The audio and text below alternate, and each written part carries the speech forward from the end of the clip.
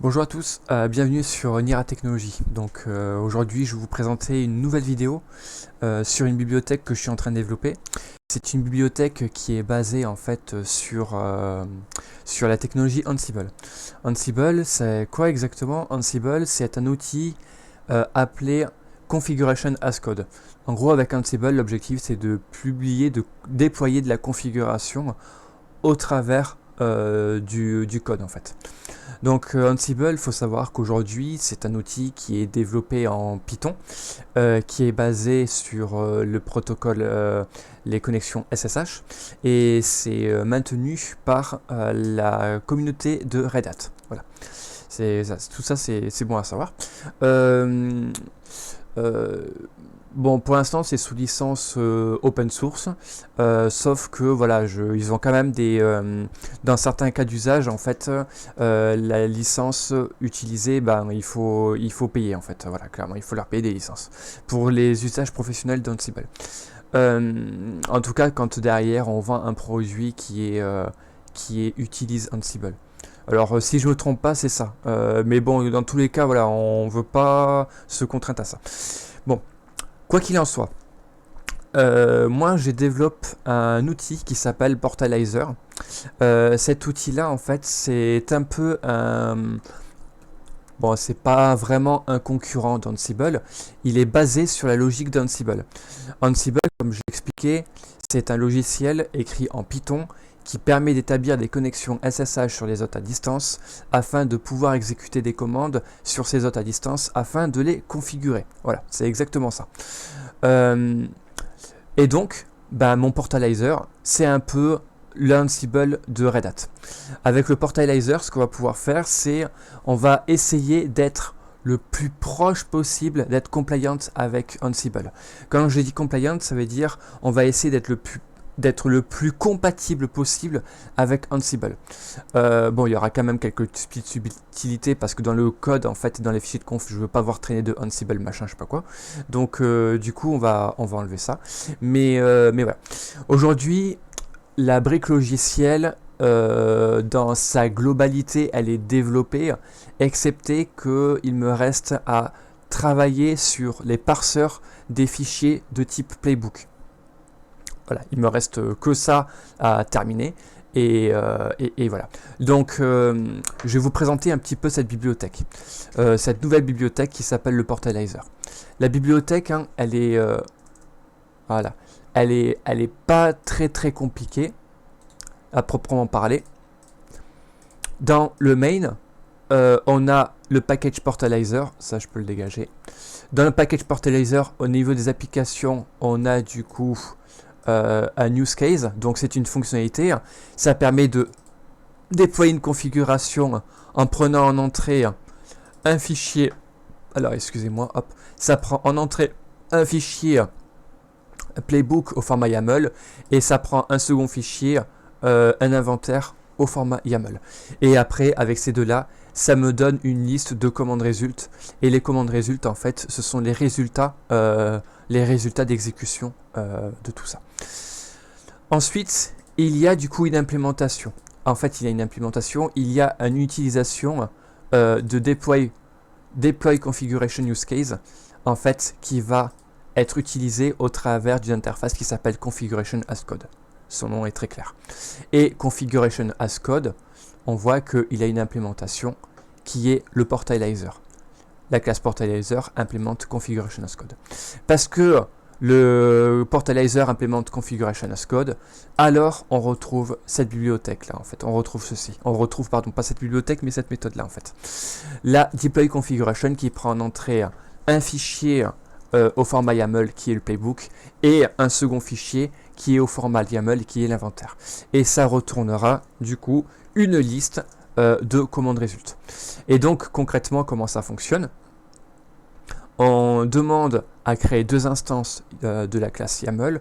On demande à ces instances YAML de charger les fichiers en fait de playbook et le fichier d'inventaire. Ensuite, ce qu'on dit, c'est qu'on demande à générer l'inventaire à partir de la map du dictionnaire qui était générée par le chargeur du YAML en fait, et on obtient du coup des maps. Et ces maps, on va les injecter au travers de méthodes parse pour pouvoir du coup convertir des maps en un inventaire.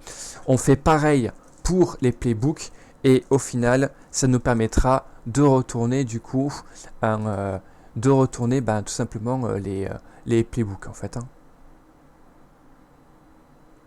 Et on retourne pas les playbooks, excuse-moi, on retourne du coup la méthode get. Alors il faut savoir que la méthode get, à proprement parler, elle ne fait pas que récupérer quelque chose, en fait elle va exécuter quelque chose. On a un petit souci de parsing ici, mais ça c'est normal, c'est comme je l'ai dit, je suis en train de bosser sur le parseur des playbooks. Donc concrètement, voilà comment ça se passe. On charge les fichiers, on obtient des objets Java, on joue avec le playbook en demandant au playbook de s'exécuter et on retourne le résultat obtenu par l'exécution du playbook. Voilà, super simple, c'est une vue très, très abstraite, de très haut niveau. Maintenant, si on zoome un petit peu pour voir l'implémentation de ceci, en fait, mon playbook, alors on va voir un petit peu tout ça. En fait, voilà, j'ai pas grand chose comme j'ai expliqué. J'ai du coup des... Alors, je vais fermer ça, hop là, ça, je peux le sauvegarder. Donc, j'ai dans mes applications, j'ai un port, j'ai un use case. Dans l'infrastructure, j'ai juste l'implémentation de mon port. Et dans le domaine, je n'ai que des entités. Au niveau des entités, j'ai du coup, on va commencer par le plus haut niveau. J'ai un inventaire, d'accord? Un inventaire, il contient un cluster qui est un groupe en fait, un groupe de machines. Et du coup, un cluster c'est quoi? Un cluster en fait, c'est un groupe d'hôtes qui peut contenir eux-mêmes d'autres clusters. Et donc en gros, donc ça c'est quoi hein? C'est tout simplement voilà, ceci, ça c'est le groupe, le contrat qui définit un groupe de machines. Donc en gros, on a un ensemble de machines T de type T, ce sont les éléments de type T et les éléments de type U qui sont des groupes en fait. Et on a une méthode qui va prendre un prédicat qui prend en paramètre du coup un élément et qui est capable de retourner un élément quand on comparait cet élément-là. Et donc le cluster, c'est une implémentation de ce truc-là, hein. Clairement, c'est juste ça. Donc le cluster, voilà, le cluster, c'est un groupe dot qui peut contenir des clusters. Donc c'est un groupe dot qui peut contenir des clusters. Et donc on a ceci. Un cluster, ça a un nom, ça a un ensemble de hôtes, c'est un ensemble de groupes, donc il peut avoir des sous-groupes en fait, et c'est un ensemble de variables. Pour convertir, pour parser, on s'en fout un peu, mais voilà, les méthodes sont là, elles sont assez simples. Ensuite, on a quoi? Donc ça, c'était pour présenter le cluster. Le cluster, on a dit que dans un cluster, on avait du coup des variables. Une variable, c'est quoi? Bah voilà, c'est juste une association entre un nom et une valeur. Et un t, c'est pour donner du coup des valeurs génériques. Et enfin, on a du coup un note. Et un note, c'est quoi? Bah là, par contre, voilà, j'ai essayé de respecter au plus possible ce que fournit Ansible pour définir un note. Donc un note, c'est un nom d'hôte, un hostname. Ça a une adresse, ça a un port, un utilisateur, en fait, un mot de passe, une paire de clés, un booléen qui indique si on doit passer en mode sudo, l'utilisateur du sudo, la méthode du sudo, enfin voilà, tout plein de trucs qu'on retrouve nativement dans Ansible. Et là, quand je retourne l'hôte, ben, je retourne tout ça en fait. Pour l'instant, j'ai pas encore mis en place la notion des variables.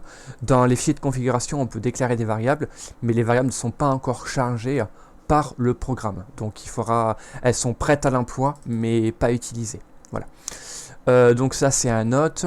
Ensuite, maintenant, ce qu'on va voir, c'est un playbook. Le playbook, c'est quoi?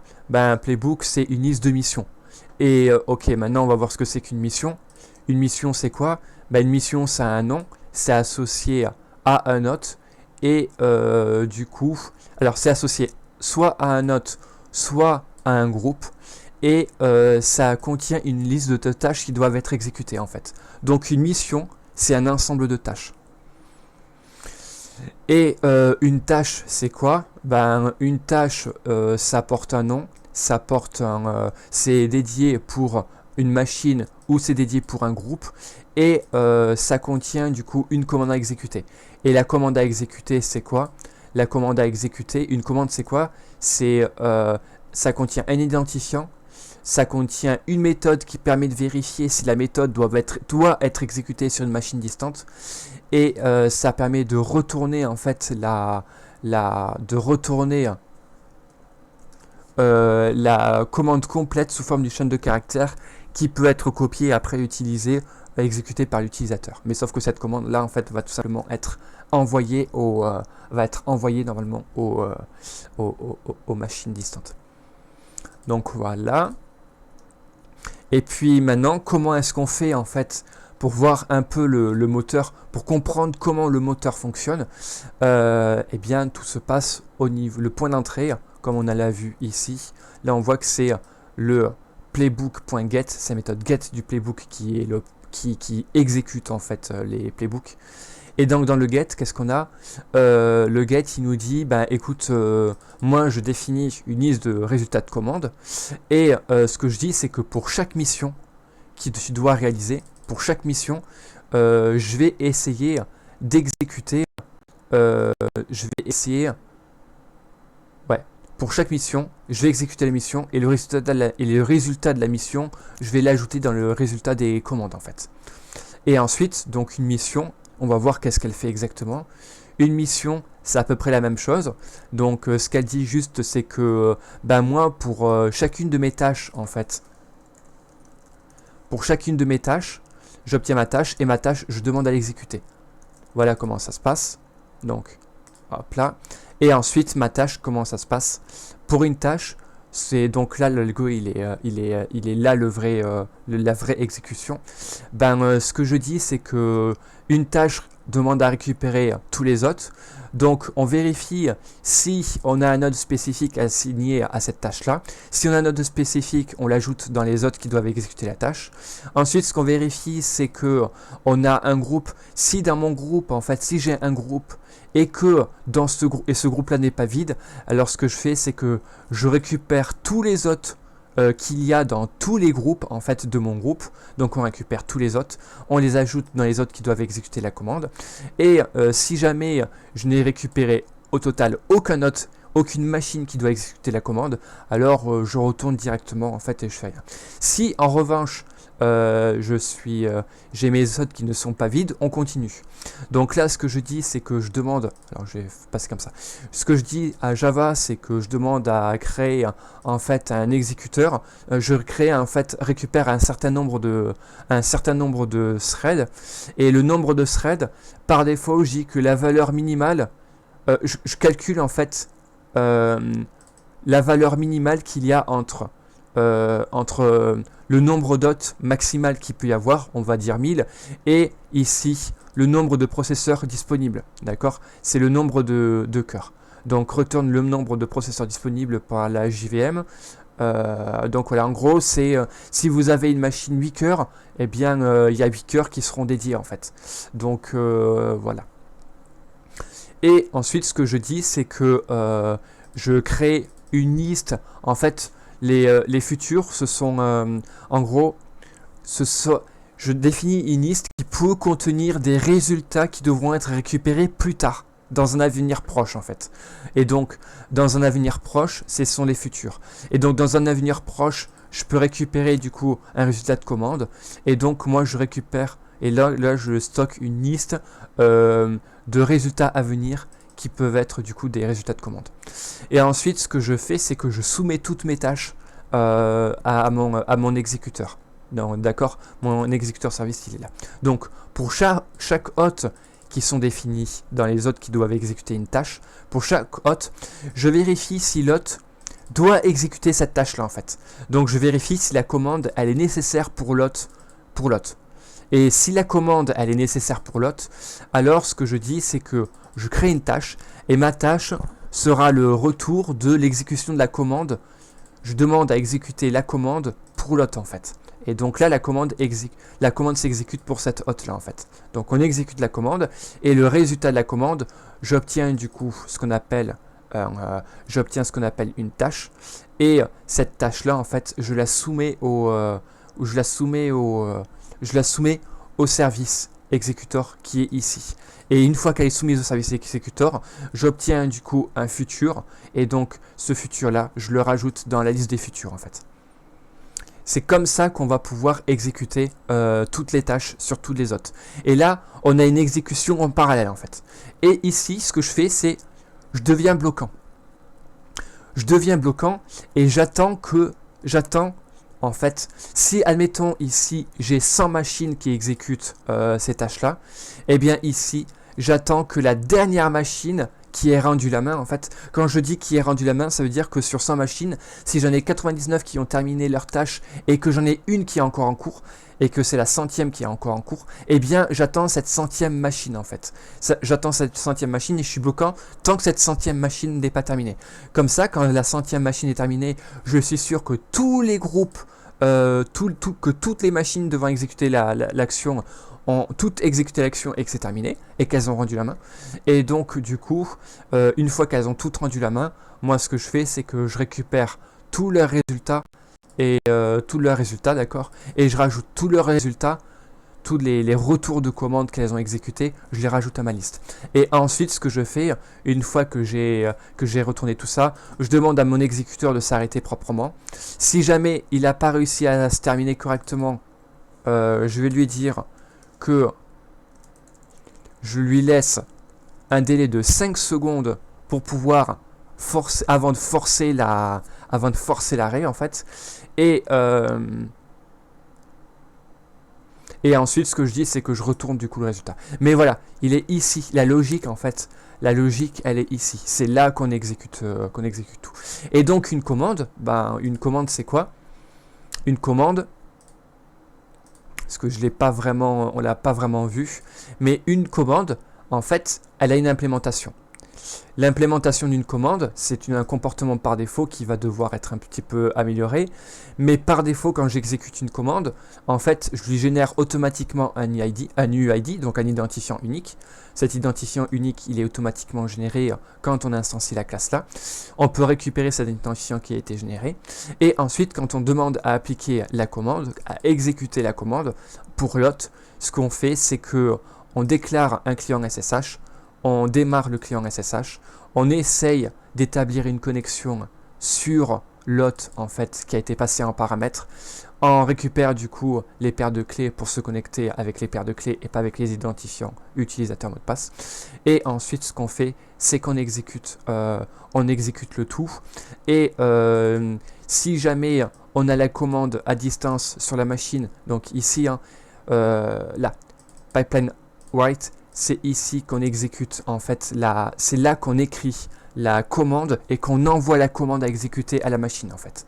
Ici, et c'est pour ça que toWrite system command call with arguments, elle est extrêmement importante cette méthode là, parce qu'elle permet d'avoir une chaîne complètement bien lisible. Ça c'est envoyé du coup au système, et ensuite après ça s'exécute. Sauf que il y a une toute petite amélioration à faire, c'est-à-dire que là, la commande par défaut, on ne précise pas si c'est une commande qui doit être exécutée en mode sudo ou pas. Donc, du coup, il faut prendre en considération ceci. Et pour prendre en considération ceci, en fait, ça va pas être hyper compliqué. On va le faire ici. On va dire, si host.become, ça veut dire si l'hôte doit s'exécuter en mode sudo, alors ce que je dis, je vais faire quelque chose, sinon je vais faire autre chose. Et donc, en gros, s'il ne doit pas être exécuté en mode sudo, j'exécute ma commande normalement. S'il doit être exécuté en mode sudo, je vais créer un... je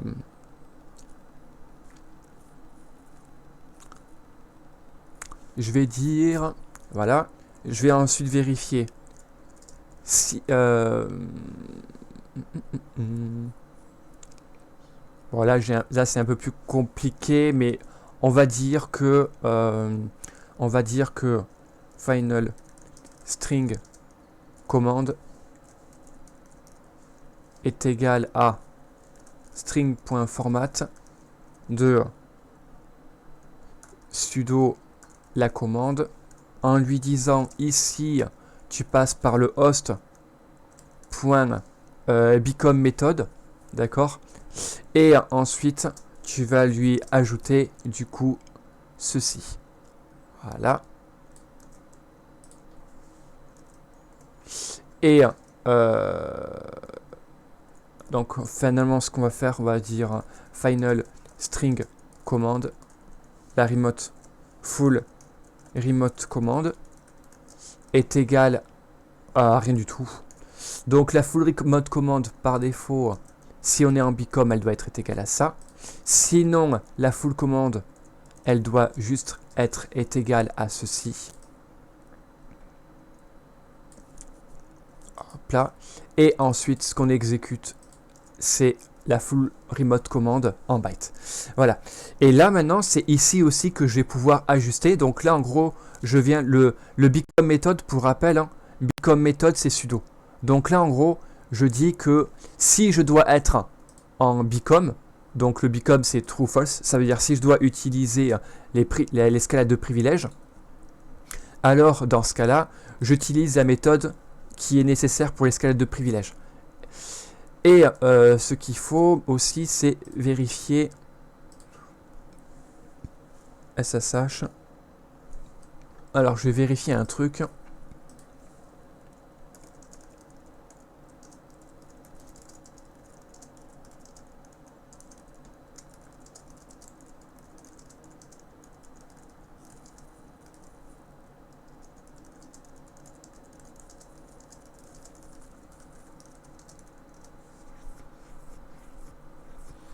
Donc là, en gros,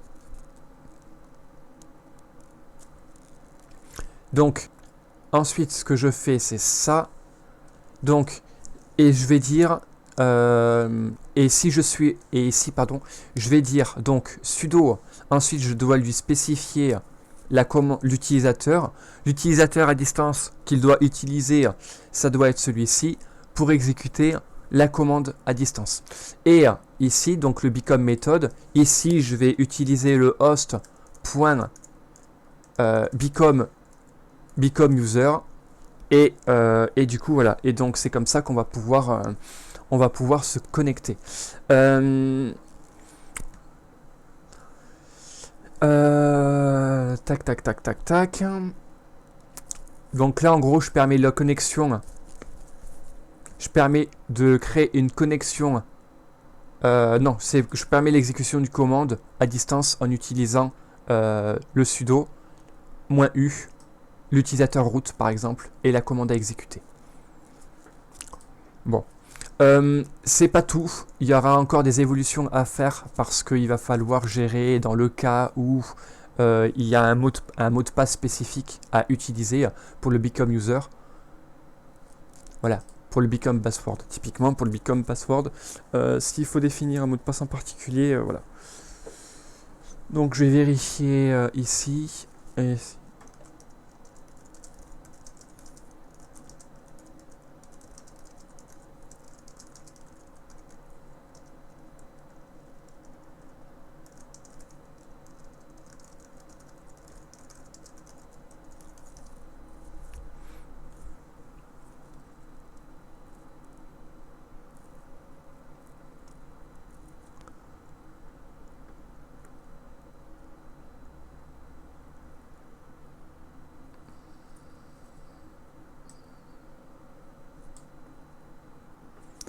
Désolé, je suis en train de regarder un petit peu comment est-ce qu'on peut faire pour ouais,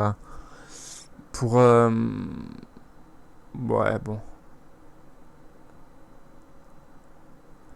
Il faudra, ouais, bon, il n'y aura pas de become password, on va pas le prendre en considération. Il faudra que les utilisateurs soient dans le sudoers parce que sinon le programme va pas le supporter. Bon, ça c'est pas, en soi c'est pas hyper grave. Mais voici comment ça fonctionne en fait. Et bon, bah maintenant ce qu'on veut c'est une petite démo. Alors pour la démo, par contre, je vais pas faire une démo à proprement parler de l'exécution des playbooks parce que bah il marche pas encore pour le moment. Ça je l'avais précisé. Par contre, ce qu'on va faire, c'est qu'on va vérifier comment est-ce qu'on est en mesure de pouvoir tout simplement parser un inventaire. Donc, voici un inventaire que j'ai demandé à ChatGPT de me générer. Et ce qu'on veut, c'est du coup le parser. Et pour le parser, on a du coup des méthodes qui sont disponibles. Donc, pour rappel, quand dans un inventaire, pour le parser, donc voici ma méthode de test, pardon. Ma méthode de test, elle est ici. Je crée un YAML. Mon YAML, je demande de parser mon fichier d'inventaire qui est dans mes ressources. J'obtiens une map de string d'objet. Ensuite, ce que je dis, c'est qu'à mon inventaire, je demande de parser du coup ma map d'inventaire. Ma map d'inventaire.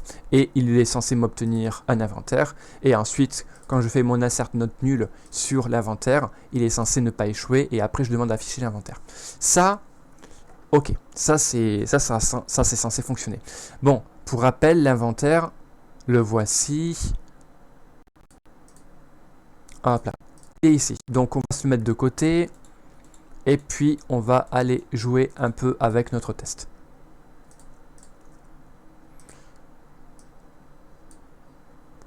Donc, c'est parti. Quand j'exécute, je vois que j'ai des petites pastilles, d'accord, qui sont dans la marge de mon éditeur de code, sur la panneau de gauche, qui est des petites pastilles avec des checks verts en fait. Ces pastilles avec des petits checks verts m'indiquent que du coup les tests se sont passés avec succès. Ok, on va aller dans le debug console, et dans le debug console, parce que en dessous de l'assertion, j'avais demandé à afficher dans la console l'inventaire, on va regarder un peu l'inventaire. Et voici l'objet qui a été créé en fait. Donc, on voit bien que dans mon inventaire, il n'a bien identifié un groupe. D'accord?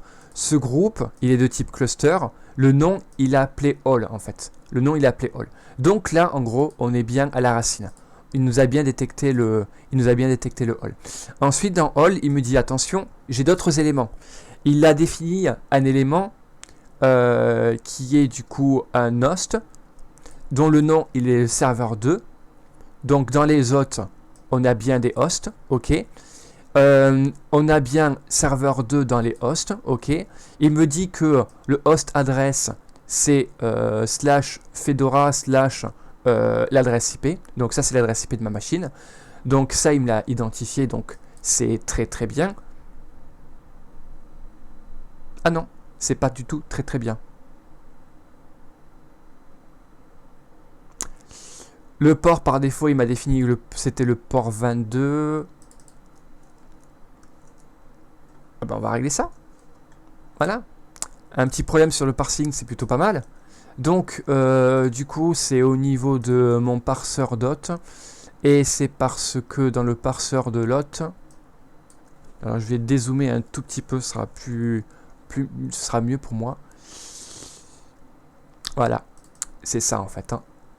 C'est adresse qu'il aurait fallu. Et donc, ce que je vais faire, maintenant que j'ai modifié, je vais tout simplement demander à réexécuter le test. Oui, toujours continuer. On est des fous. Et là, petit problème.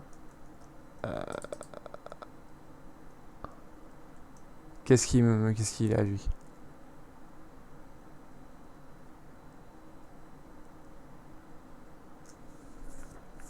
Ah oui, il a en fait...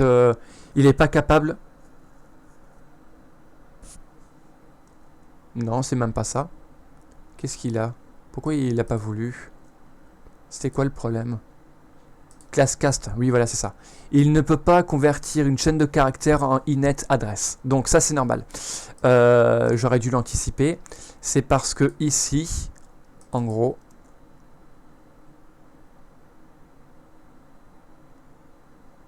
Alors...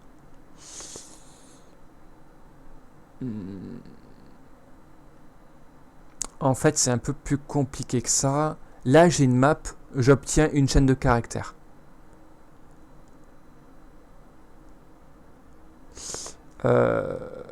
Get localhost. Point. Ouais, donc, il faut que je m'y prenne différemment pour ça. Il faut que je dise que lot, on a ça. Ok. Ensuite, je vais dire que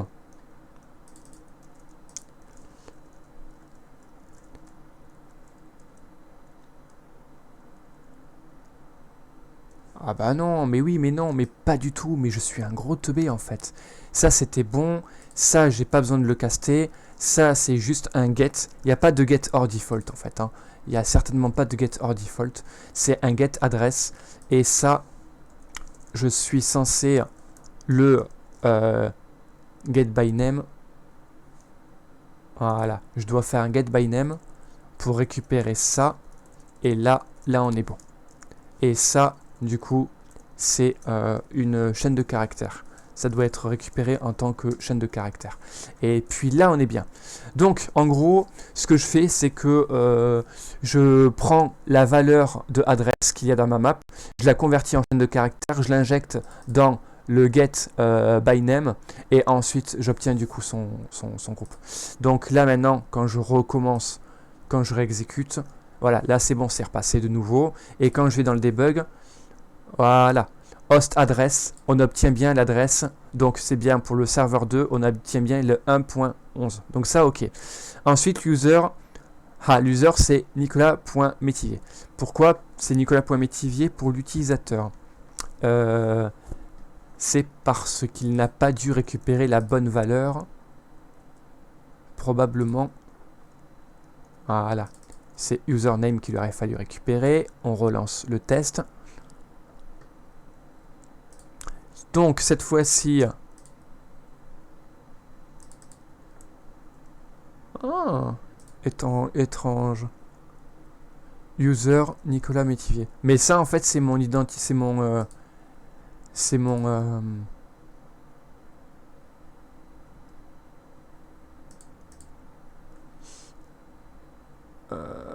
default system username.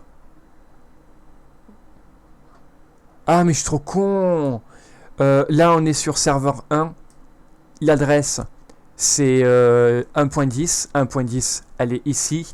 Sauf que j'ai pas défini d'utilisateur.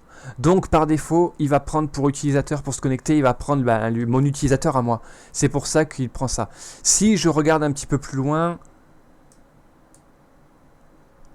Où est-ce qu'il est? En 11. Ici. Voilà. Là. J'ai un note. Serveur 2. L'adresse, c'est la 1.11. Et là, l'utilisateur, par contre, c'est root. Donc là, il a bien pris en compte. Donc, ok. Et si j'avais mis, par exemple, si je mettais Toto et que je réexécute, pardon, là, je suis sur le poupa, et que je réexécute mon test, du coup, on teste et on cherche. Et voilà, on a Toto qui est là. Donc, voilà, dans cette ligne-là, on a bien utilisateur Toto. Donc, ok. Donc, on voit que ça semble fonctionner. Bon, maintenant, ce qu'on veut se dire, c'est... Ouais, bon, allez, finalement, j'ai pas de serveur 2. Finalement, il s'appelle pas serveur 1, il s'appelle SRV VRTL 01. SRV VRTL next, par exemple, -01. L'adresse IP, c'est la 10.12. Et donc finalement, ici, j'ai pas dans les web serveurs, c'est plutôt les hyperviseurs. Hypervisor, ou peut-être on peut l'appeler Proxmox. Proxmox. Donc je définis un groupe Proxmox qui est ça. J'ai pas de DB serveur. Et puis on va dire que j'ai pas non plus de ceci. Donc si je fais ça et que je réexécute mon programme, on voit que j'ai pas de problème. Et puis il a continué à bien le prendre en considération. Donc il m'a bien créé, il m'a bien trouvé SRVVRTL01 en tant que hôte avec l'adresse IP. Ça c'est bon. Au niveau du coup, alors, ensuite, il n'y a pas de password. Et au niveau des groupes, donc on va rechercher le Proxmox.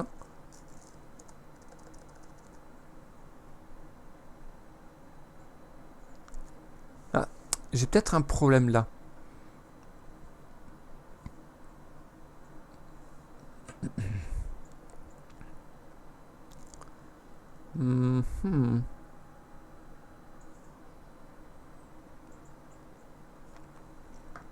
Voyons voir ça. Un cluster name all. Ah bah non, il est là. Le Proxmox, il est là. C'est juste qu'il me l'a pas cherché, ce con. Bon, c'est pas grave. En tout cas, il est là. Donc, il est bien trouvé avec comme élément un note qui est le SRVVRTL01 qui pointe bien sur l'autre. Donc, ok. Là, pardon. Donc là, on a bien en fait un système qui est capable de nous parser les fichiers d'inventaire et de les exécuter. Et ça, c'est vraiment hyper intéressant. Qu'est-ce que je peux voir? Je peux voir que par défaut, il prend des paires de clés. D'accord? Il prend des paires de clés qui sont ID RSA. Si je les ouvre, hein, elles sont disponibles. Mais peut-être qu'en fait, moi, je veux les changer. Et pour les changer, c'est tout à fait faisable. Pour les changer, il faut prendre en considération il faut regarder dans l'hôte. Dans l'hôte, j'ai du coup du SSH private ou public key. Donc, on peut utiliser la SSH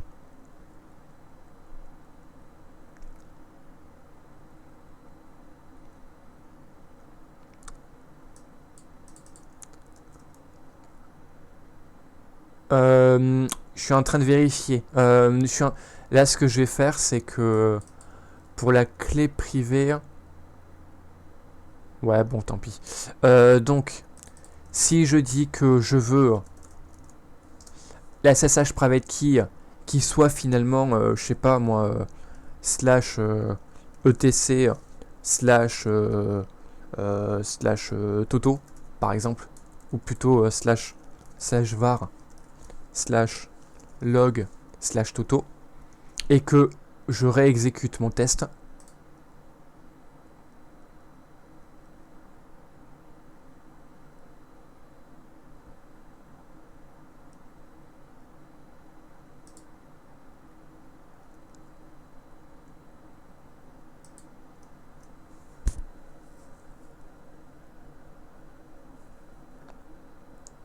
Ouais. Bon, j'ai un problème sur les mappers. Donc, en gros, tout ce qui va être des objets, finalement, Java, il faut que je revoie. Bah, en fait, j'ai que mes fichiers. Il faut que je revoie la logique. Donc, ici, il faut que je dise que c'est un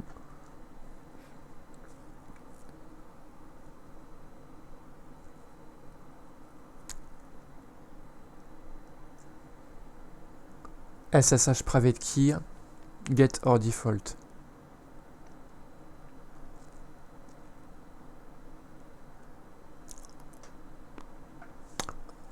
On va faire plus simple. Ici, on va dire que c'est un string. Ici, on va dire que c'est un string. Ici, on va dire que c'est un string. Ici, on va dire que c'est un string. Ici, ce qu'on va dire, c'est qu'on va faire la concaténation de ça. Et ici, ce qu'on va faire, c'est la concaténation de ça. Et enfin, ici, ce que je vais dire, c'est que là, c'est des new files. Comme ça, au moins, j'ai pas de problème. Et là, on est OK. Donc, si je fais ça et que je réexécute... Bon, c'est des petits tests que j'avais pas forcément fait auparavant. Voilà, donc là, on est bon. Et on voit bien que c'est ouf. Voilà. Donc, on a là le SSH private key qui est bien sur /var /log /toto. Donc ça, c'est bon. Et du coup, si je l'annule, eh ben OK. Donc bref, tout ça pour montrer qu'on a un système qui est capable de lire des inventaires au format YAML et qui est basé un peu sur la logique d'Ansible. Alors en soi, ça peut pas sembler grand chose comme ça, c'est pas ouf, mais le plus important c'est au niveau, enfin tout est important en fait, et c'est au niveau de l'exécution des commandes. Donc l'exécution des commandes c'est pareil, ça n'a pas encore été testé. Et donc en fait dans la prochaine vidéo que je ferai sur le Portalizer, ça va être justement au niveau du playbook, voir comment ça se passe du côté du playbook, parce que là pour l'instant avec les inventaires on peut pas faire grand chose, parce qu'il faut, voilà, pour pouvoir vraiment jouer correctement avec les inventaires il faut vraiment avoir le playbook. Donc d'abord je vais corriger le problème du playbook, du parsing des playbooks, et puis ensuite on va voir comment les exécuter. Et puis, on verra aussi au niveau des commandes, parce qu'il y a des petites choses qui sont intéressantes à connaître. Voilà, c'est tout. C'était une vidéo sur le Portalizer, une bibliothèque similaire à Ansible, développée exclusivement en Java pour la suite de notre ForgeRange. Voilà, merci. Allez, à très bientôt. Ciao.